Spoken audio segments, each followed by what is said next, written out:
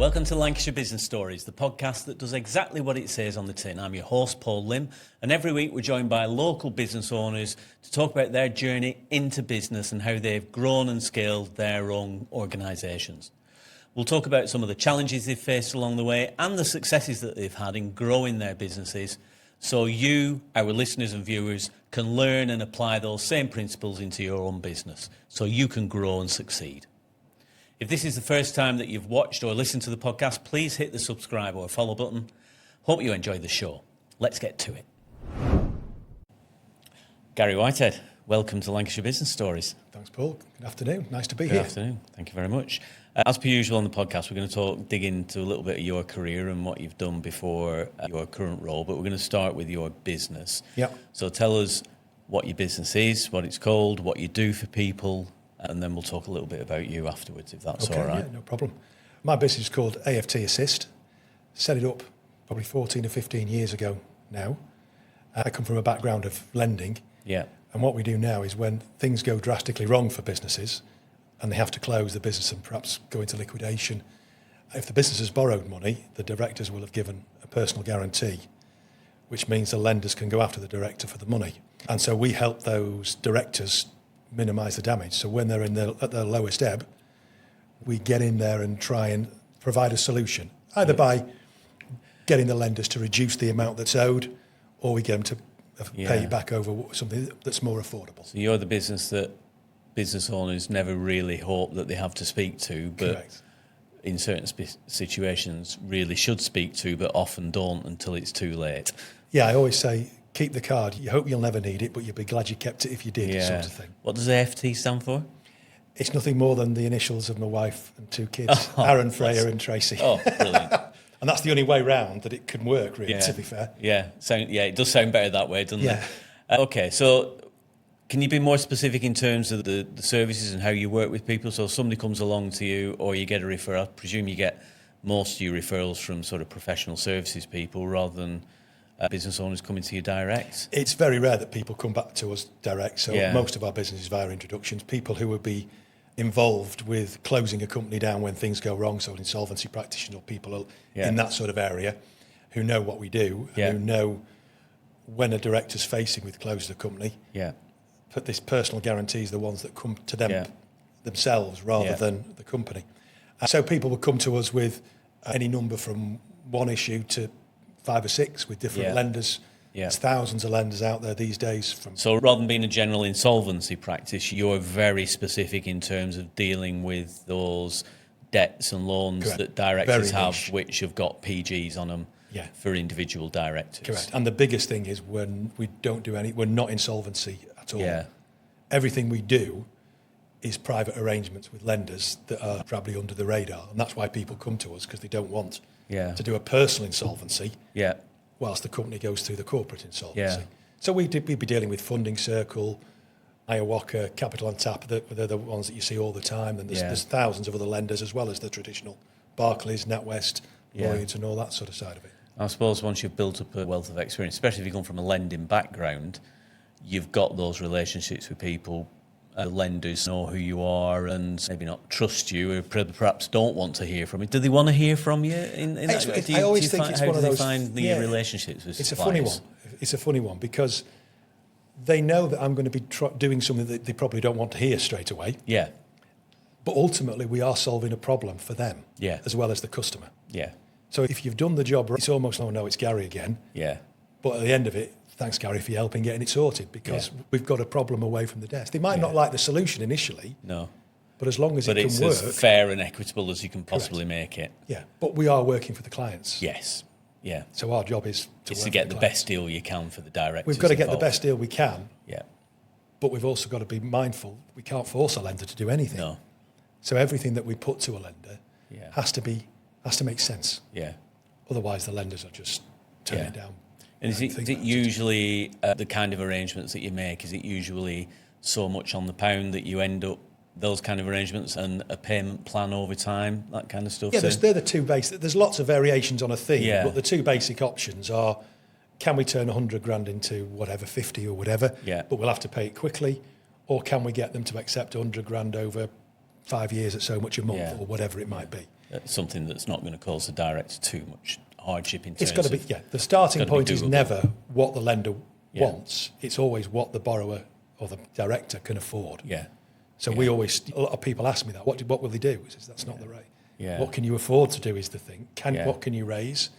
Because I might get the best job in the world, the best deal in the world, but if the director can't afford it, then it doesn't matter. It's irrelevant. It's irrelevant. Yeah. And no deal, there's not one size fits all with what we do. You get so many people saying, I've got a friend of mine who got all of his debt written off. He might not have had any assets. He might have been in a totally different situation to you. Yeah. Every case is different. Yeah. And it involves, what we have to look at is the background of the business and what went wrong. Yeah. The lending. Is there any issues with the lending at all, with the documentation, the circumstances around it, the financial position of the director and what they're going to do next, perhaps they're starting again, all this sort of thing, assets, liabilities. And ultimately, we are putting a business case to a lender to try and help them justify what we're asking them to do. Yeah.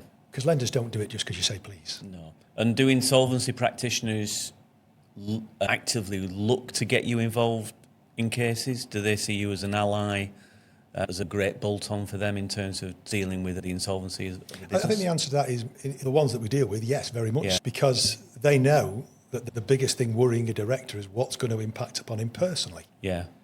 And so they can't help them out because by the very nature of what they're doing, they're acting for the people that the company owes money to. Yeah, yeah. And so they see it as if we can help the director by giving him somebody to talk to, then the director might make the right decision at the right time for the business. Because the danger is when things go wrong, it's always, it'll get better tomorrow, it'll get better tomorrow. And it very rarely does. Very rarely does. And all that happens is the directors dig their own hole deeper. We've got some current situations of that out and about around the area at the moment that I've heard of.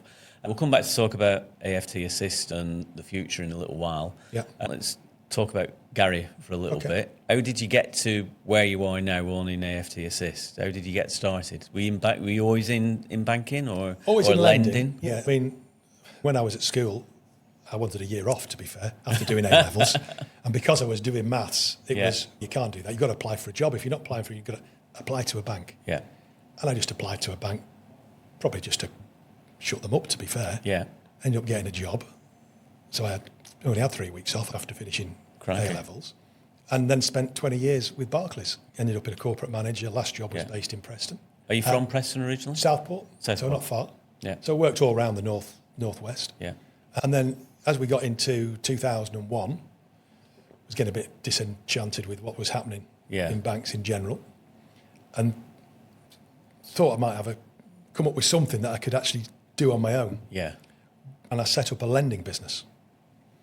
Now, obviously, you need a lot of money to do lending, so I did it with investors, and that business did very well from 2001 until the financial crisis 2008. of 2008. Yeah. And then we were... Then nobody wanted to lend money. It was, the problem we had is we were lending money on property. Yeah.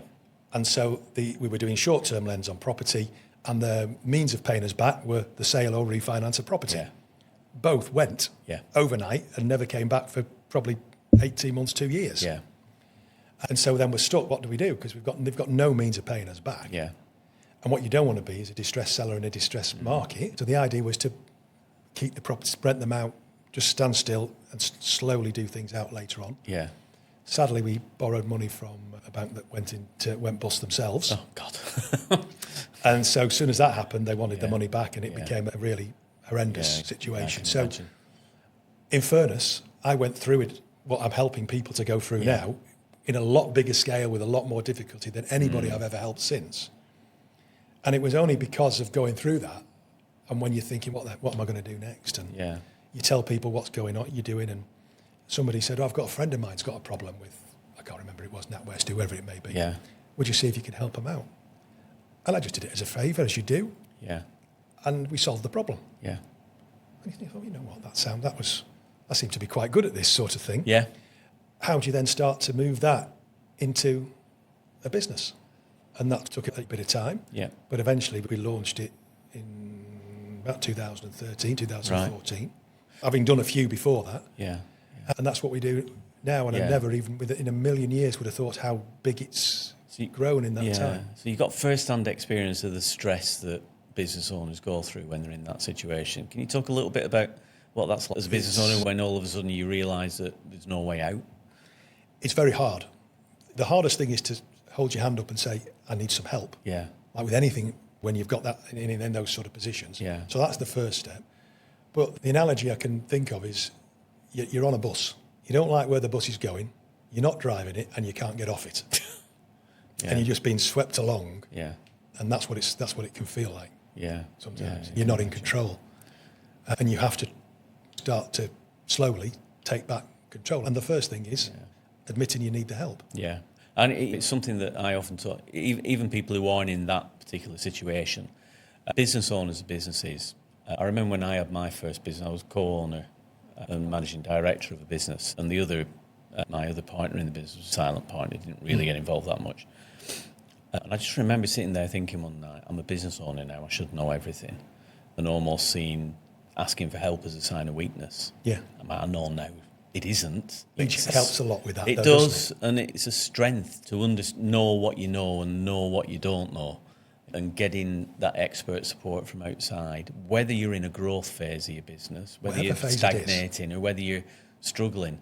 I asked an entrepreneur a while ago, what are some of the decisions or some of the things that you've done that have made you as successful as you are? And one of the things he said to me was, I always employ people better than me at doing things, and I always ask for outside help and support because I'm not an expert in everything and I know other people who are. So why wouldn't you ask for outside help? I think the problem is when people set up in business, they're very good at doing what they do. Yeah. But that's not enough when you're running a business. No. And the rest, it's just they want to get on with making something up, whatever it might be. Yeah. And there's so much more that you need to do when you're running your own business. Yeah.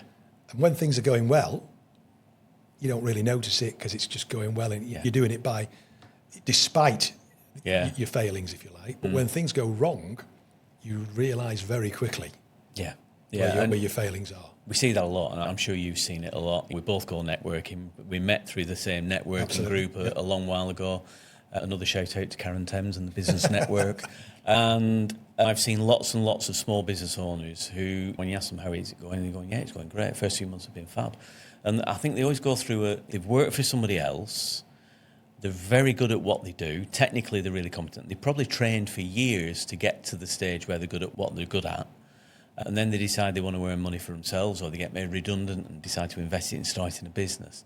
And they have a short period of time where it goes really well, a honeymoon period. And it's because they've maybe taken some clients from their old business, or some friends have got on board, have felt sorry for them and have gone, we'll do some work with you.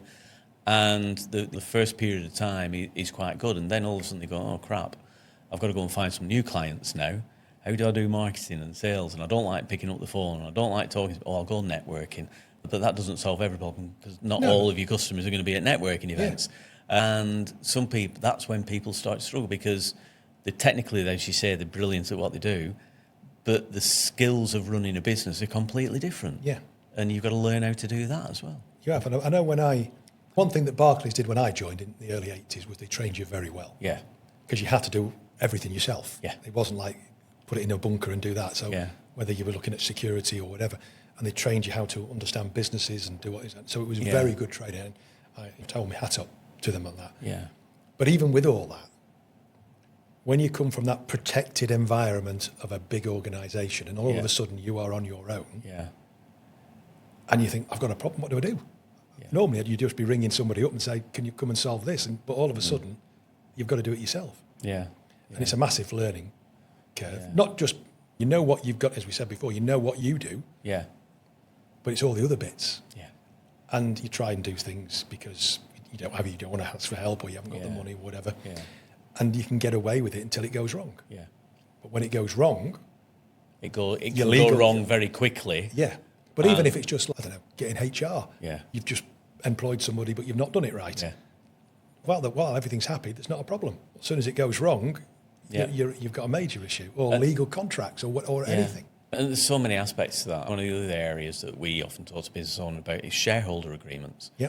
And in situations where there's maybe family members or brothers or others father and sons running a business, both directors, both shareholders, it's what do you do when something happens to one of them or you fall out?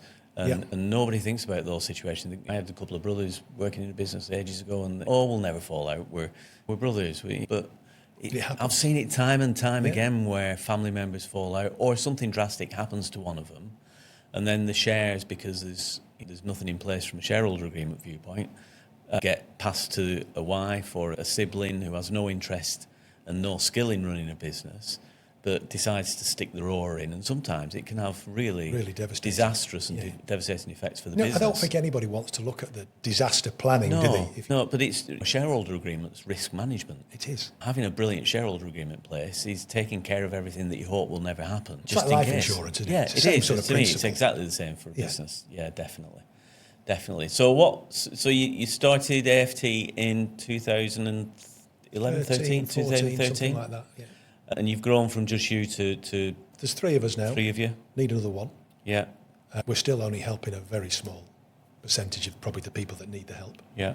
To be fair, and that's just purely, we haven't got the manpower to do anything more. Don't get me wrong. We manage the cases we've got very well, and still got scope to expand. But I'd like to bring somebody into the business. Ultimately, from a capacity perspective. It's do both. More cases. It's both. Yeah. It's to relieve pressure in the future. Yeah. But I'm 60 now, and you've got to think of succession planning. 60 is the new 40. Yeah, but I'm 62, Gary. You're a spring chicken. But you've still got to think about it. Yeah, because it doesn't happen overnight. No. You've got to plan it like we've talked about before. Yeah. If you're going to plan it, if you want to think about it in 5 years, you need to plan now to get there. Absolutely right. Yeah. So that's the aim. Just finding the right person is always a challenge. Yeah. And are there many more? You talked about referrals. You get those from professional services, insolvency practice, whatever. Are there many more of those practices out there for you to build relationships with? So from a marketing and sales viewpoint, you mentioned before you never do marketing and sales. We don't do very much. I don't do much these days. I used to do it all, obviously, because that's how we met. We go out. Yeah. I go to networking events because I enjoy it now rather than for business purposes. But we probably deal with, if we deal with 10% of the insolvency practitioners out there, I'd be surprised. So that's how many more there are. Yeah. We also, there's things like personal guarantee insurance these days that you can get. There's only one company that do it. Yeah. But again, we work for them as well, or for their clients when things go wrong for the clients. Plenty of scope for expansion then. There's plenty of scope for expansion. I wish I was 20 years younger, but there we go. Yeah. We're perhaps in a fortunate position in the way we do things. There's not a lot of people out there doing what we do. Because people look at, you're helping people with no money. How are you going to get paid? Yeah. Sort of thing. Yeah. And it's quite a legitimate question. Do you get paid by the banks or do you get paid by the clients? Yeah. But the problem we've got is if you're doing the job right, the money that the client's got, monthly payments or cash, will go to the lender. Yeah. So you then have to wait to get paid. And that's fair enough. That's the whole point of what we do. If there was loads of spare cash, the lender wouldn't do the deal we're asking them to do. Yeah. So there is an element of, we primarily work with very little upfront costs. Yeah. So we work on a success type basis. Yeah. We could be working with the client for 3, 6, 12 months at risk. Yeah. And if we don't provide a solution, we don't get paid. Yeah. And even if we do, we've then got to wait to get paid afterwards. It's not the most compelling. I'm going to say it's not the ideal business model. No, not really. But once you've gone over the years, once you've got over that first correct. sort of period of time, then you. I deliberately did it that way because I don't think for people in trouble, there is a lot of people that will be pretending to throw them life belts, but they're just bricks. Yeah. And we want people to come to us because they see what we do, we can see how we can help them, and we're not going to ask them for fortunes up front and then retainers each month and all that sort of stuff. Yeah. We would rather say pay us well if we solve it. Yeah. And if we don't, we can't make any money. Yeah. And it also focuses our mind that to tell if there's no solution there is no incentive for us to take a case on that doesn't make sense. And we'd always tell the client the situation as we see it, which is the right thing to do anyway. Of course it is, yeah. You mentioned succession planning, and I always say to people, everybody exits the business at some point, and they either exit because they've sold it, passed it on in a sale to the management team, or they've just shut it down, or they've exited in a box. One way they're going to exit the business at some point. Yeah. So in terms of succession planning, have you got in your head what you want to do with the business moving forwards? Yeah, I had to make that decision probably about 4 years ago. Yeah. because it was set up as a lifestyle business for me. Yeah. With no thought about how it would grow to this sort of level. And at some stage you think, is this business going to die with me? So whenever I stop, it stops. Yeah. Or can we make the business future-proof? I think, and has it got an asset value that you can I think what the starting realise. point was, we are helping people, and a lot of people are relying on us. Yeah. So that was the first driver. I want that to carry on. Yeah. But then you've got to think, well, all businesses, how do we get what's up here to other people to allow them to take the business on going forward? Yeah. And it's been a slow process. We've got a guy down in Cambridge who was somebody I helped many years ago. So he's got no financial background. I thought, how are you going to? And he says, I'll tell people what happened to me. And they can then relate to what happened to me. And then that helps me, work with them. Get into a relationship with them. So that's working well. Got a guy that works with me doing the report writing who's come from a lending background. Yeah. Probably just need somebody else of a similar capacity. Yeah.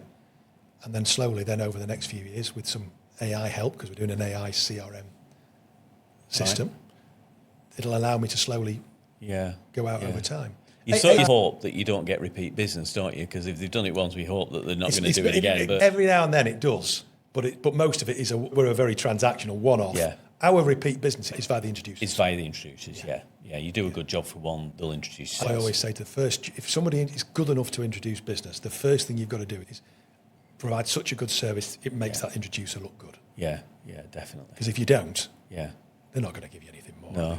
No, definitely not.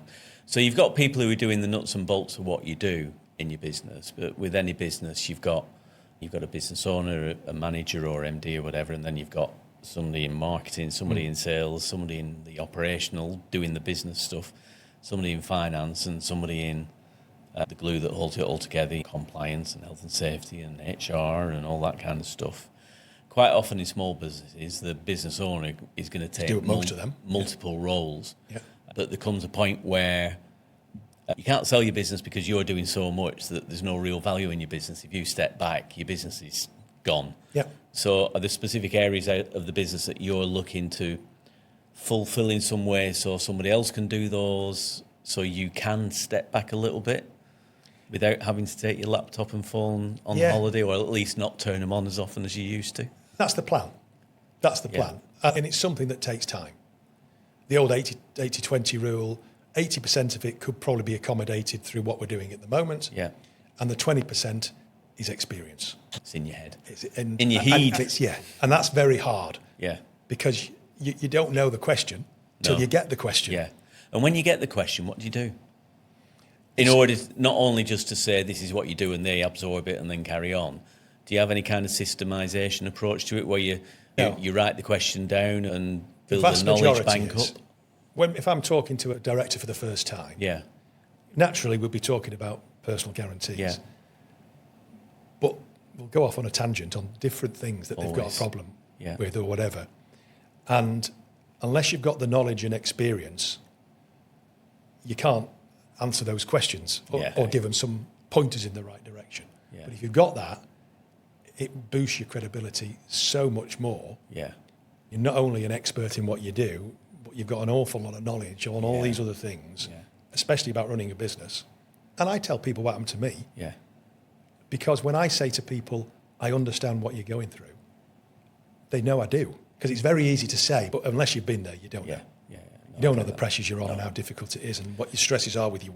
Do I tell my wife everything and all the kids and the house because the houses are not protected assets or people think they're not going to throw me out of the house with the kids? They will. No. It just takes time. It just takes longer. Yeah.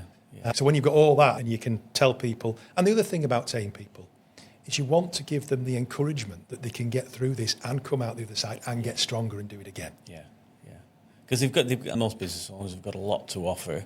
Yeah. It's just that they've wanted to, it can be one step in the wrong direction, or a couple of suppliers that they've chosen badly to work with, or a couple of clients they've chosen badly to work with, that they end up in that situation. Yeah. Or it can be just be a lack of knowledge about the things that they should be doing right as a business owner, that they can learn and go at it again. They can. So there's lots of they need the help to get through that process. And I think with just about everybody I probably speak to, will probably say, "We should have talked to you earlier." Yeah. That's just life, isn't it? Yeah, of course it is. And yeah, if we'd have spoken months before, we might have been able to head it off. Yeah. But most of the time, you probably wouldn't. But the problem wouldn't have been as big. Because the biggest issue I've got with people is they've got wages to pay. Last day of the month today, got the wages to pay. Yeah. And they just borrow some money, put another guarantee to pay the wages. Yeah. Now, if you've got a plan of what you're going to go, how you're going to go forward, and this is part of what business is about, which is taking risk, managed risks, then I've no problem with that. If that goes wrong, that's it. That's what business is. It's when you haven't got the plan. Yeah. You're just doing it to solve the problem for today and making a bigger problem 3 or 4 weeks down. One of the first things we get our business owners to do, because very few of them do it, is to do a cash flow forecast. It's amazing how many people just go by what's in the bank. Yeah. Yeah, what's in the bank? It's the only number they ever look at. And then they go, oh, we're all right. And then the following Monday, they get a brown envelope from HMRC that says yours 55 grand in VAT or tax or whatever. And all of a sudden they go, shit, I haven't got the money. I've just bought a car. What are we going to do now? Yeah, it does. It's just the way things are. And that goes back to holding your hand up and say, I don't understand this. Yeah. I need some help in filling the gaps. Now, I know it all comes at a cost, and that's a problem as well when you're in business. But you need to understand when you really need to spend the money and when you perhaps can get away with it. And there are some simple things you can do. And the first one is, for me, and I'm not saying this because we are a business coaching company, but speak to a mentor or a coach or another business owner who's doing it well. Not Jack the lad, you can get away with this sort of thing, but somebody who's doing it right and doing it well. And you can bet your bottom get dollar, some support. The people that are doing it well have been through a lot of these problems themselves and learned from it and now understand it. Yeah, absolutely. So what's in the future for Gary then? Once you've got your succession plan actioned, what's on the horizon for you? What's your hobbies and interests, and what you're going to do when you don't have to go into work every day? I can't really envisage not having to go into work full stop at this stage. If it's probably just too, I could never envisage being flat out one day and stopping and doing nothing. It's going to be a gradual decline. So the starting point for me over the last 12 months has been go away more. Yeah. I do take the laptop and I do work when I'm away, but going away more, at least that's the starting point of what the guys are helping me with that. And it is allowing me to take a day off every now and then. So, and that's what I want to do. Just keep go down to 4 days, go down to 3 days, whatever it might be, when I need to be. I asked somebody the other day and they said my wife's already got a to-do list, which is about 3 pages long for me, so I'm never going to be bored. Well, I'd probably spend more time in the gym or do something like that. And that would be really nice. Yeah. But doing nothing would just drive me mad. Yeah. It's interesting because we do some work with business owners who were looking to build the businesses and then sell them. And there was some research done that said about 75% of business owners regret the way that they exited the business, mostly because they didn't know what they were going to do afterwards. And there are some really great documented cases, documented cases of people who, after they've sold the businesses, have suffered from post-sale depression, mental health issues, because they've been full on running a business for so long, and then all of a sudden they go, what the hell do I do now? If you ask me what's the biggest failing for me personally, I find it very hard to relax. Yeah. If I just can't just sit there. We went last week on holiday. I couldn't sit there all week just doing nothing. Let's find your new hobby. Do you play golf? Don't play golf. No, neither do I. Somebody asked me the other week what my golf handicap was. I said it's my golf swing. Yeah, absolutely. I have got a set of golf clubs, but I haven't played for about 8 years. Yeah. When I had the lending business, Halliwells, who were a big firm of solicitors in Manchester, they were our corporate lawyers. So they did all our litigation when things went wrong. Yeah. And they said, we want to take you to Glen Eagles. So nice. I don't play golf.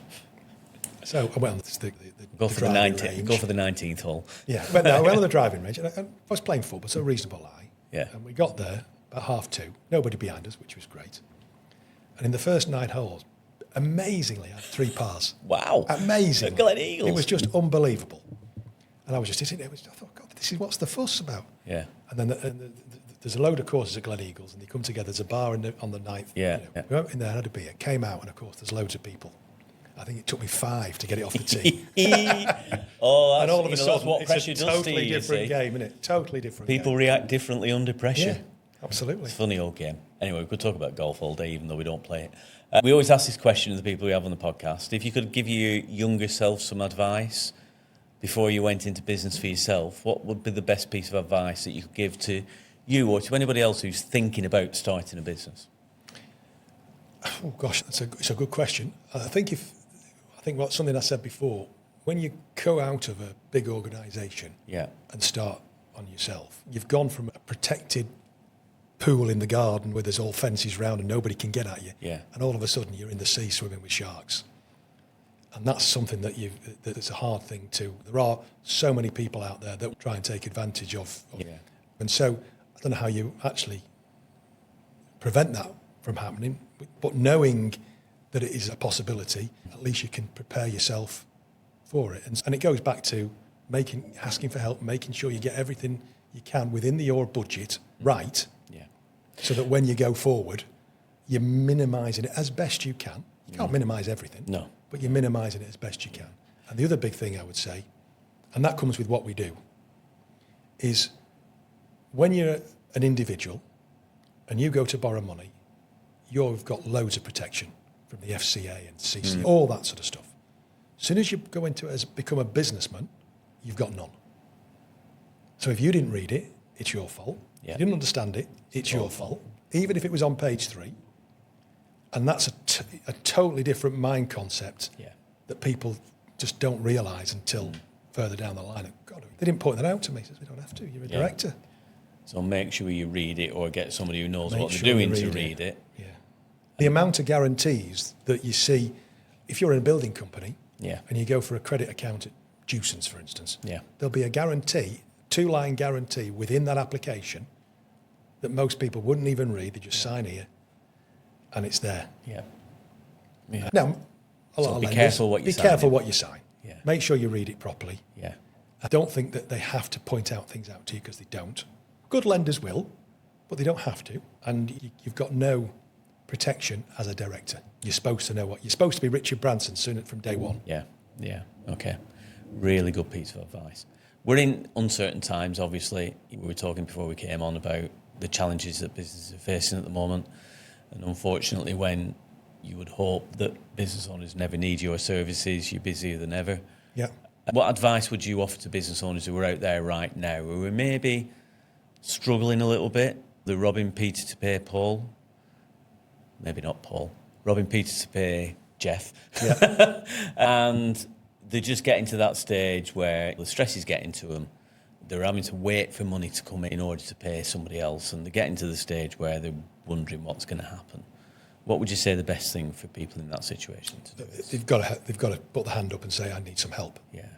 Now, where that help comes from is the next question, whether that be their accountant, people like yourselves, even going to an insolvency practitioner. Because in fairness to insolvency practitioners, they aren't just there to close businesses down. No. If you can speak to them early enough, they might be able to do something that saves the business. And if you do that, it allows you to, I'd understand where you are, and is it already too late or not? Is it salvageable? Is it salvageable?